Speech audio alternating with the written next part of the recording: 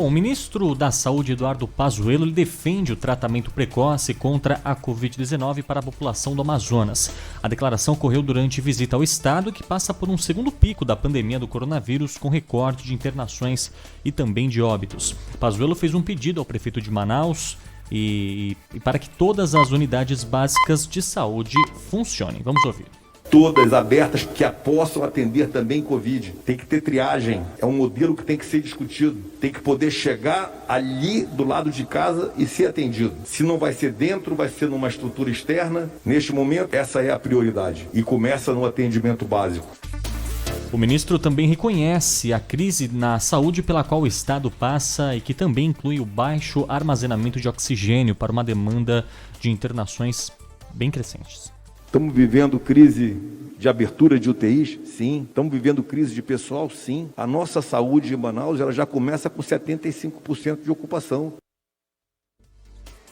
A empresa particular fornecedora do oxigênio para o Amazonas emitiu um comunicado hoje à tarde, agora há pouco, afirmando que o foco da empresa está em 100% voltado para o aumento da disponibilidade do produto, inclusive trazendo o produto de outros estados. Segundo informações, o consumo de oxigênio pelas unidades de saúde do estado passou de 176 mil metros cúbicos por mês para 850 mil metros cúbicos, um aumento de cerca de 380%. Já são mais de 1.844 internações atualmente na rede de saúde pública e privada no Amazonas. Um caos, um colapso realmente na saúde do Amazonas. A gente vai mostrar logo mais também no Jornal da Band algumas declarações de pessoas que estão participando da cobertura linha de frente lá, médicos, dizendo que a segunda onda é ainda mais grave do que a primeira. E aí eu só queria deixar claro aqui, pontuar, que quando os infectologistas, me explicaram, um especialista, mais de um especialista falou sobre isso. Já em entrevistas ao Canal Livre, ao podcast, ao Jornal da Band.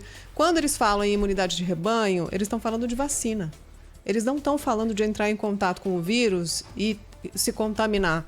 Porque essa imunidade, depois que você tem a doença, tem prazo de validade que é incerto. Os cientistas chutam 6 a 8 meses. E se entrar em contato com o vírus resolvesse o problema, a segunda onda em Manaus não seria tão grave quanto a primeira. Está sendo pior.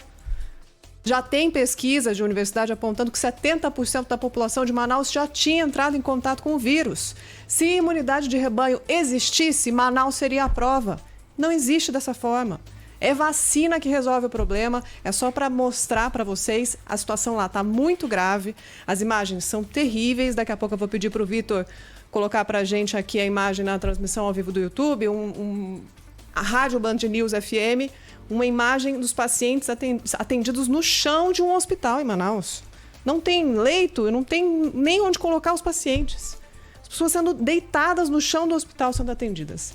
É muito grave. E há gavetas já que foram montadas, posicionadas nos cemitérios para receber os mortos por Covid-19 em Manaus. Manaus, né, Lana e Yuri, que no começo da pandemia não tinha simplesmente espaço no cemitério para enterrar tanta gente. Então já vimos cenas muito tristes entre março, abril do ano passado e agora novamente a cidade dessa forma. O secretário que nessa segunda-feira diz que não terá vala coletiva como teve no ano passado, que a gente lembra era um caixão empilhado em cima do outro porque simplesmente não havia espaço para enterrar todo mundo.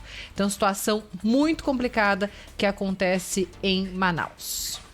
Bom, o ministro da Saúde, Eduardo Pazuello, também falou da questão das vacinas. Vamos primeiro ouvir, então, o ministro da Saúde falando sobre a vacina da Janssen. A Janssen, na nossa análise, é a melhor delas. É uma vacina muito boa, tecnicamente, logisticamente e preço, e de negociação.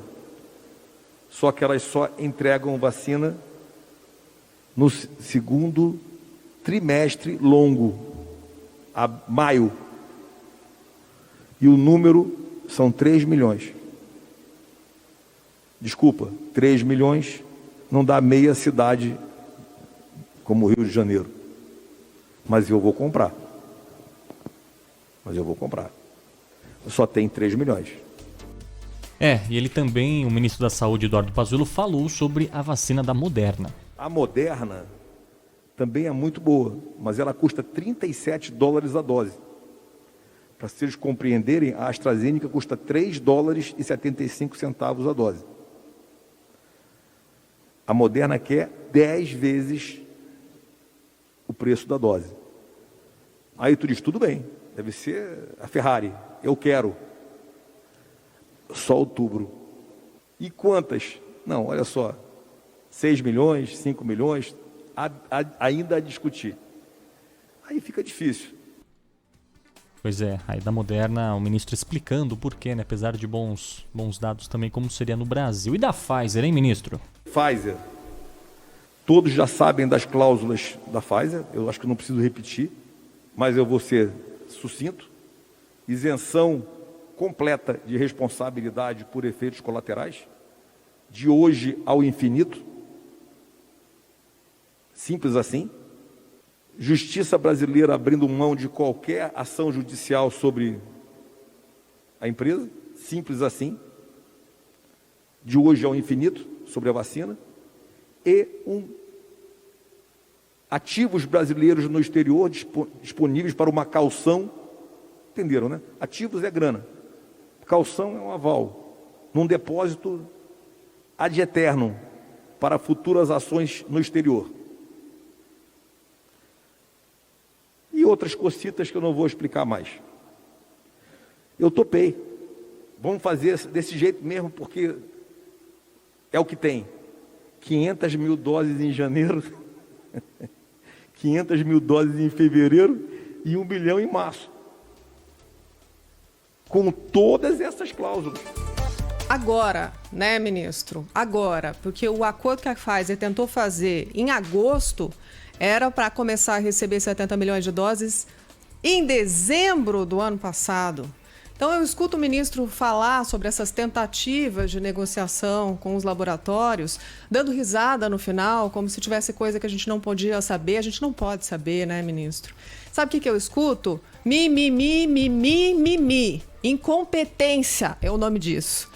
Porque o Brasil já podia estar vacinando contra a Covid neste momento, se o governo tivesse negociado a compra das doses da Pfizer. O ministro também falou, abre aspas, todos os estados receberão simultaneamente as vacinas, o que é o correto, no dia que a vacinação que vai começar no dia D, na hora H no Brasil. Olha que beleza. Dia D e hora H. É uma precisão impressionante, né? Pelo menos a gente vai estar aqui para assistir, porque deve ser provavelmente no fim do mês de janeiro, né? É dia D e hora H. Como se o Brasil não estivesse atrasado para fazer a vacinação. A gente já tem a imagem aí para colocar na nossa live, para mostrar para vocês o que está acontecendo lá em Manaus, onde o ministro foi fazer a sua visita e o seu discurso sobre a tentativa de negociação com os laboratórios. E isso que você está vendo aí são imagens de pacientes com Covid em atendimento no chão de um pronto-socorro em Manaus.